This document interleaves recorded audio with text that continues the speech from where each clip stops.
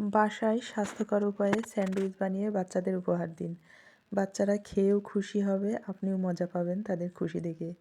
তো আজকে আমি এই পুষ্টিকর হেলদি এই স্যান্ডউইচটা কীভাবে বানাই সেটা আপনাদের সাথে শেয়ার করব। এখানে আমি গাজর কুচি নিয়েছি, সাথে দিলাম টমেটো কুচি, তার সাথে পেঁয়াজ আর সামান্য একটু কাঁচামরিচ, লবণ আর 2 চামচ পরিমাণ চিনি দিয়েছি। তো সবগুলো উপকরণ একসাথে আমি ভালো করে একটু মিশিয়ে নেব। তারপর আমি দিয়ে দিচ্ছি 2টা ডিম। এখানে আমি পাতিহাঁসের ডিম দিয়েছি, আপনারা চাইলে যে কোনো ডিম ব্যবহার করতে পারেন। তো ডিমগুলো দিয়ে আবারও আমি মিশ্রণটি একটু ভালো করে মিশিয়ে নিচ্ছি।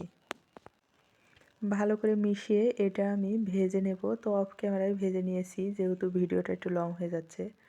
তো ভাজা হয়ে গেছে। এখন আমি পাউরুটি নিয়েছি, পাউরুটিতে কিছু টমেটো সস দিয়ে আমি এভাবে করে মিশিয়ে নিচ্ছি।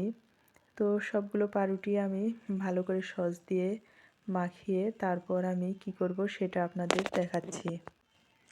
তো অবশ্যই সবাই আমার পুরো ভিডিওটা দেখবেন, ভালো লাগলে একটা শেয়ার করে দেবেন।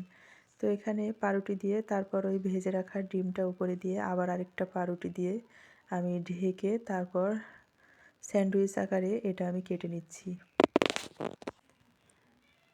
তো এভাবে করে আমি সবগুলো পাউরুটি কেটে নিচ্ছি আর স্যান্ডউইচ বানানোর জন্য এভাবে করে রেডি করে নিচ্ছি।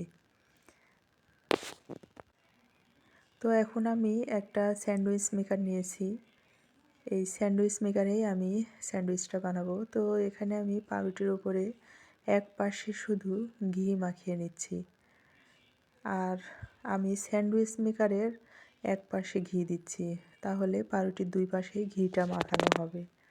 তো আপনারা বিষয়টা দেখলেই বুঝতে পারবেন। এখন আমি পাউরুটিগুলো দিয়ে দিচ্ছি।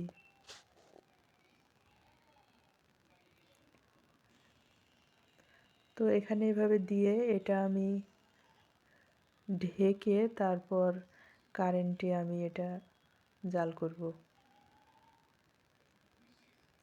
তো কয়েক মিনিট রাখলেই হয়ে যাবে। তো এই তো দেখেন হয়ে গেছে। তো এইভাবে করে এই স্যান্ডউইচ মেকারে স্যান্ডউইচ বানালে ভীষণ ভালো হয়, মজা লাগে খেতে, আর স্যান্ডউইচটা অনেক পারফেক্ট হয়। তো এভাবে আমি সবগুলো আমি বানিয়ে নিচ্ছি। আপনারা চাইলে প্যানেও করা যায়, তবে এরকম পারফেক্ট হয় না। যেহেতু এটা স্যান্ডউইচ মেকার সেজন্য এখানেই পারফেক্ট। তো এভাবে আপনারা চাইলে অবশ্যই বানাতে পারেন, বানিয়ে বাচ্চাদের খাওয়ালে বাচ্চারা অনেক খুশি হবে আর এই খাবারটা অনেক হেলদি আর পুষ্টিকর। আল্লাহ হাফেজ।